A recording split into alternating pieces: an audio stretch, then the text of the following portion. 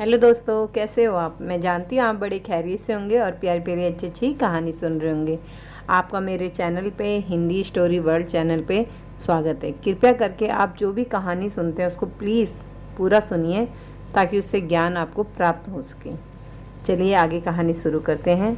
जय शिव शंकर, जय भोलेनाथ। दोस्तों, जैसा हम जानते हैं कि पुरुषोत्तम मास का पवित्र महीना चल रहा है और इस महीने के स्वामी हैं भगवान विष्णु। इस महीने में भगवान विष्णु की आराधना, दान, स्नान और कई गुना दान देने से इसका फल अवश्य मिलता है। इस मास में पुरुषोत्तम प्रभु की कहानी सुनने और सुनाने से उत्तम फल की प्राप्ति होती है। अतः आज मैं आपको पुरुषोत्तम भगवान की कथा सुनाने जा रही हूँ। बहुत समय की बात है, एक बुढ़ी माई थी। उसका बेटा और उसकी बहू उसके साथ रहती थी। वह बहुत ही धार्मिक स्वभाव की थी। हर तीसरे साल पुरुषोत्तम मास आने पर व्रत, स्नान, दान किया करती थी। एक बार की बात है, पुरुषोत्तम मास का महीना चल रहा था और बुढ़ी माई पूजा पाठ में लगी हुई थी। तब उनका बेटा और बहू उनके पास आते हैं और बेटा कहता है, माँ, तुम हर बार पुरुषोत्तम मास में व्रत, स्नान, दान किया करती हो, इसका कोई फल मिलता है या नहीं।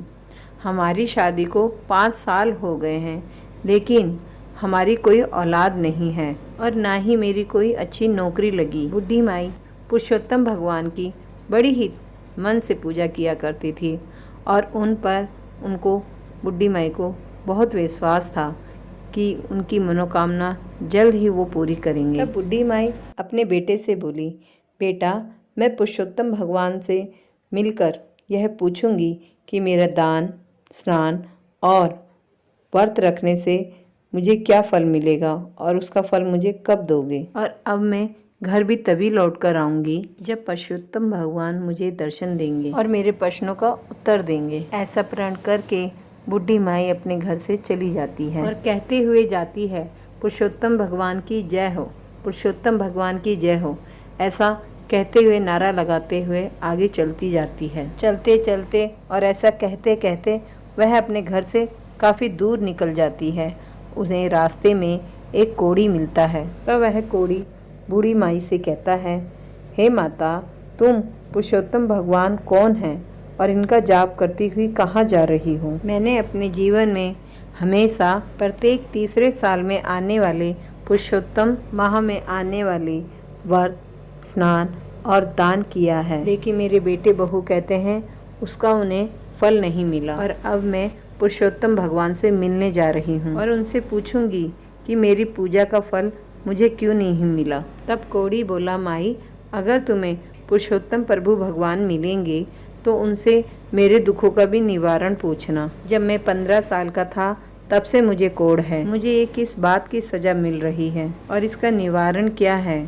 तब बुढ़ी माई ने कहा, ठीक है, मैं अवश्य पूछूं। बुढ़ी माई आगे बढ़ने लगी।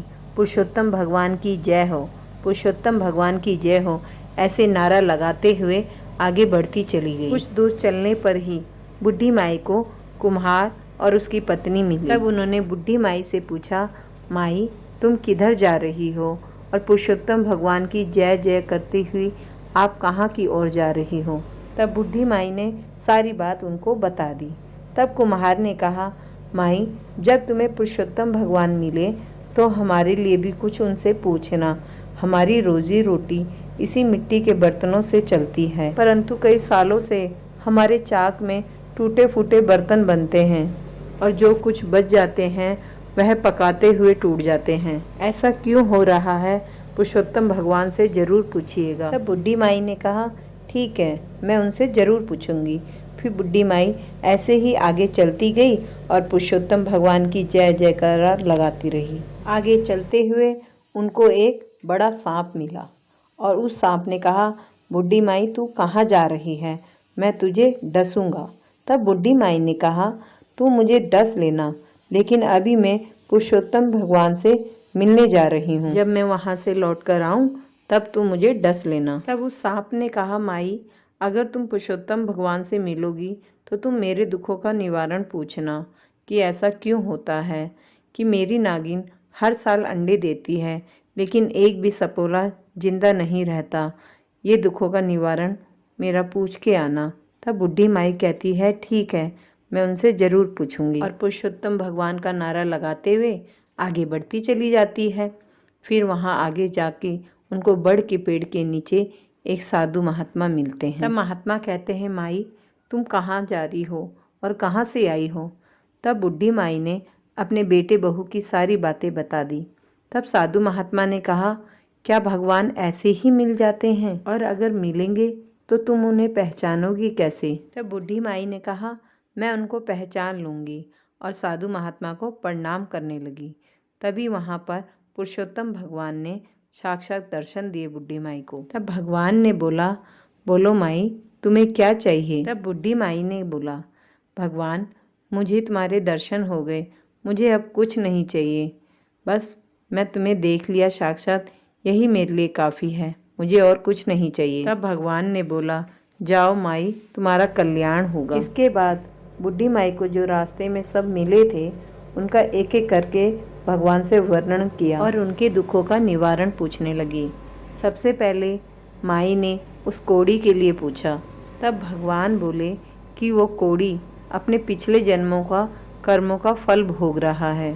वे बोले, जो कोड़ी था वह पिछले जन्म में राजा था।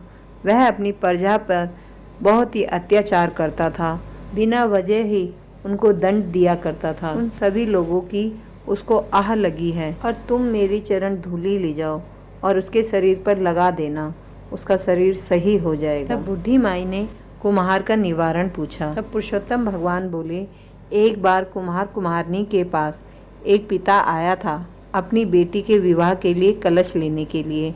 उसके पास पैसे नहीं थे, इसी कारणवश कुम्हार और उसकी बीवी ने उसको कलश नहीं दिया, और उन दोनों की मियाँ बीवी की आह लगी है उस कुम्हार पर। यदि कुम्हार और कुम्हारनी अपने 100 मटके किसी प्याऊ को दान दे दें तो उनके यह दुख दूर हो जाएगा। इसके बाद बूढ़ी माई ने उस सांप के दुखों का निवारण पूछा। भगवान बोले कि नागिन ने एक बार एक गर्भवती महिला को डस दिया, जिसकी वजह से गर्भवती महिला अपने बच्चे के साथ मर गई थी। नागिन को उसी स्त्री की आह लगी है। अगर ये नाग नागिन अपनी अमृत मणि किसी गरीब को दान देते हैं तो उनको बच्चा हो जाएगा। ये सब जानने के बाद बूढ़ी माई ने भगवान को प्रणाम किया और भगवान अंतर्ध्यान हो गए। तब बूढ़ी माई ने भगवान के चरणों की धूल ली और अपने पल्ले में बांधी, और पुरुषोत्तम भगवान की जय हो करते हुए सबसे पहले उस सांप से मिली। तब सांप ने कहा, क्या हुआ बूढ़ी माई, तुम्हें भगवान के दर्शन हुए और मेरे दुखों का निवारण पूछा?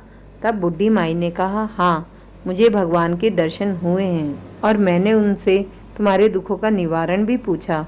तब सांप कहता है, कृपा करके मुझे बताइए। तब बूढ़ी माई ने सारी बातें सांप को बता दी। तब सांप ने कहा, माई मैं किसी गरीब के पास कैसे जाऊंगा, सब तो मुझे देखकर डरते हैं, इसलिए यह मेरी अमृत मणि आप ही ले जाओ। अमृत मणि लेते हुए बूढ़ी माई अपने घर की ओर बढ़ी। तब आगे चलते हुए वही कुम्हार और कुम्हारनी मिले। तब कुम्हार ने कहा, क्या बूढ़ी माई आपको भगवान के दर्शन हुए? आपने हमारे दुखों का निवारण पूछा? तब बूढ़ी माई ने कहा, हाँ मुझे भगवान के दर्शन हुए हैं और मैंने तुम्हारे दुखों का निवारण भी पूछा है। फिर माई ने उन दोनों को सारी बात बता दी। तब कुम्हार बोला कि मैं आज ही किसी प्याऊ में 100 मटके दान देने जाऊंगा। तब बूढ़ी माई ऐसी भगवान का जाप करते हुए आगे गई। तब वहाँ पर उनको वो कोड़ी मिला। कोड़ी ने कहा, बूढ़ी माई आपने मेरे दुखों का निवारण भगवान से पूछा, क्या तुम्हें भगवान मिले?